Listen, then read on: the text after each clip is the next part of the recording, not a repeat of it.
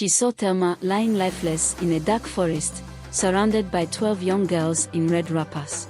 Valerie was the only daughter of Mr. and Mrs. Johnson. Her parents loved her dearly and ensured she lacked nothing. However, when she turned 12, they decided it was time for her to experience independence by enrolling her in a boarding school. It was a mix of emotions for Valerie. She had never spent a day without seeing her parents.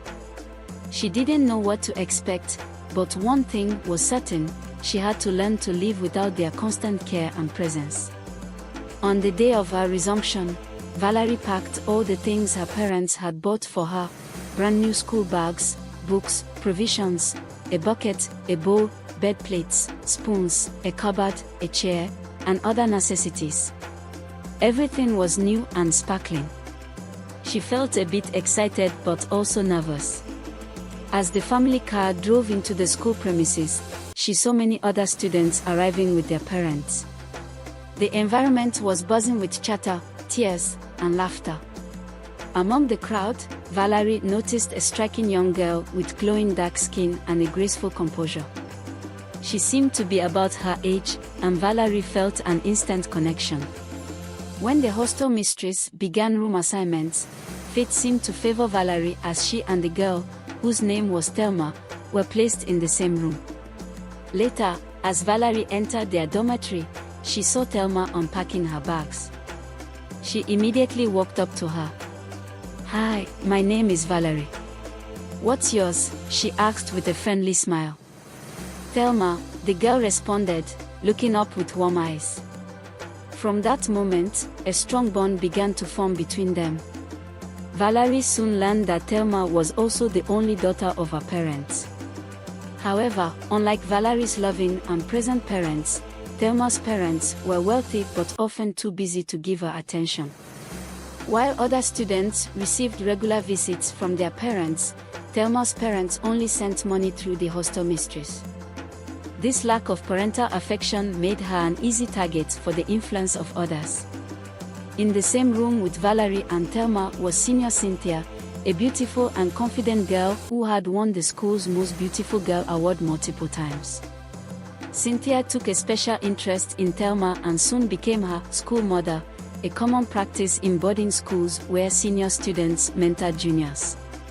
At first, Valerie thought it was a good thing since Thelma had someone to look up to.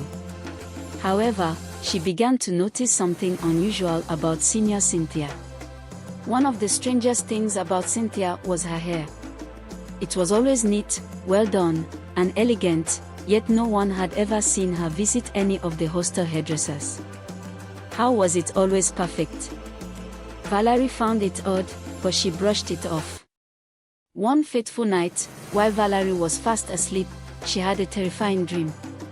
In the dream, she saw Thelma lying lifeless in a dark forest, surrounded by 12 young girls in red wrappers. They each held a candle in one hand and a black pot in the other. At the center of the group stood senior Cynthia, holding a long, black staff. The eerie glow from the candles cast terrifying shadows on the trees, and an ominous chant filled the air. As Valerie watched in horror, Cynthia stretched forth her rod, and a strange smoke emerged from it. The smoke snaked its way toward Thelma's mouth, seeping into her motionless body as if possessing her soul. The sight was too much to bear. "Jesus!" Valerie screamed in her sleep and woke up drenched in sweat. Her heart pounded against her ribs, and her hands trembled. Before she could gather herself, the hostel bell rang for morning devotion. It was already 6 a.m. Without hesitation, she rushed to Thelma's bunk and shook her awake. "Thelma! Wake up!" Thelma stirred, rubbing her eyes.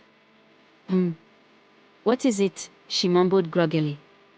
"Did you have a dream?" Valerie asked, her voice filled with urgency. "What dream?" Thelma yawned. "Any dream?" Valerie pressed.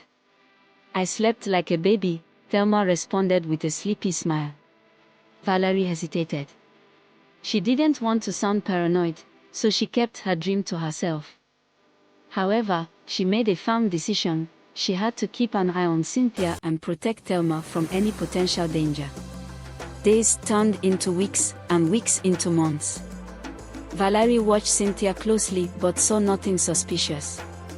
She started convincing herself that maybe she was overthinking things. But then, something terrible happened one Saturday evening. During prep time, while all the students were in the reading hall, Valerie realized she had forgotten her mathematical set in the dormitory. She quickly excused herself and hurried back to the room. As she stepped inside, the sight before her sent ice through her veins. Cynthia's head was between her thighs, and she was braiding her own hair, yet the head was completely detached from her body. Valerie's blood ran cold as she noticed Cynthia's hair plaiting as if unseen hands were plaiting it. Jesus! Valerie screamed before collapsing to the ground in a faint. Hearing her scream, the house mistress rushed into the dormitory and found Valerie lying unconscious at the door. Though she couldn't see what had terrified Valerie, she immediately called for an ambulance. Valerie remained unconscious in the hospital for weeks. Her parents were devastated. One afternoon, while her mother sat by her hospital bed, she dozed off and had a terrifying dream. In the dream, she saw Valerie tied to a huge tree, her mouth bound, while unseen forces whipped her mercilessly. Valerie cried out for help, but no one came. Mrs. Johnson woke up in a panic and immediately realized her daughter's condition was not medical, it was spiritual. Without wasting time, she marched to the doctor's office. "Doctor, discharge my daughter now," she demanded. "Madam, your daughter is still unconscious. We are doing our best," the doctor tried to explain. "I said release her now." Mrs. Johnson's voice was firm and commanding. The doctor, sensing her determination, had no choice but to comply. Valerie was taken to a church, where pastors fasted and prayed for 3 days. On the 3rd day, she suddenly gasped and sat up. Everyone rejoiced, but Valerie had a story to tell. "I saw Senior Cynthia. She was plaiting her hair with her own hands in a headless body but her head between her thighs." Gasps filled the room.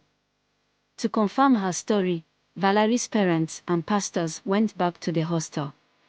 When the school management heard, they decided to investigate. But before they could summon Cynthia, she had disappeared without a trace.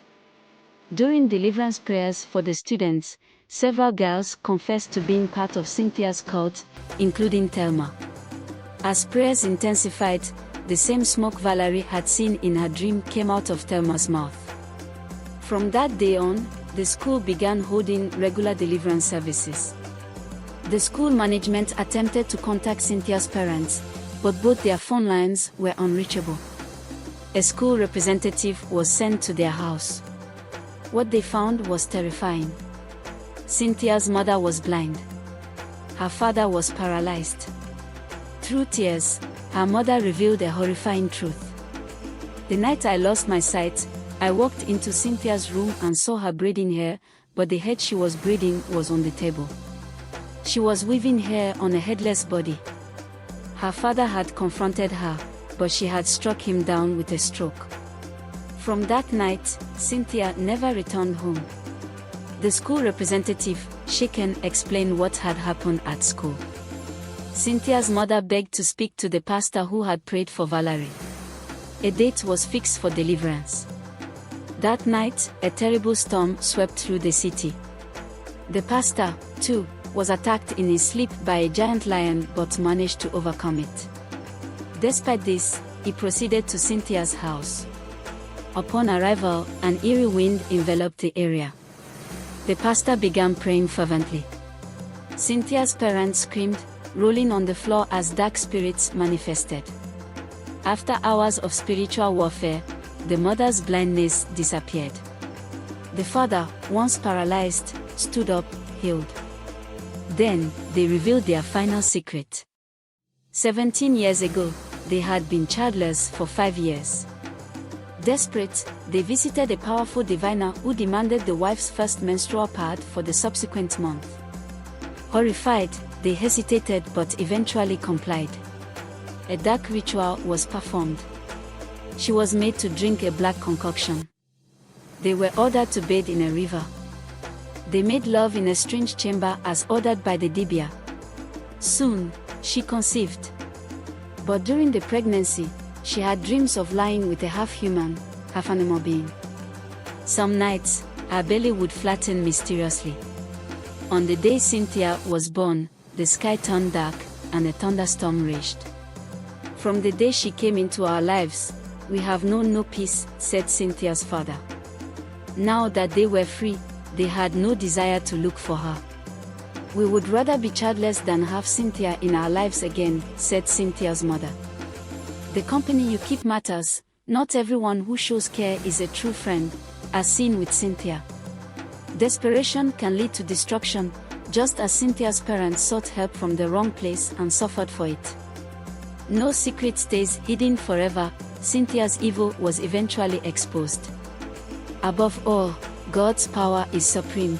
Despite the attacks, Valerie was delivered, Thelma was freed, and Cynthia's parents found healing. Hey there! If you haven't subscribed yet, go ahead and hit that subscribe button. It only takes a second. And don't forget to turn on notifications so you never miss more inspiring life lessons like this one. To my awesome returning subscribers, thank you for always showing up. Your support means the world and keeps these stories alive. And if you made it to the end of this video, you're the real MVP. I appreciate you more than I can say. See you in the next one. Take care and bye for now.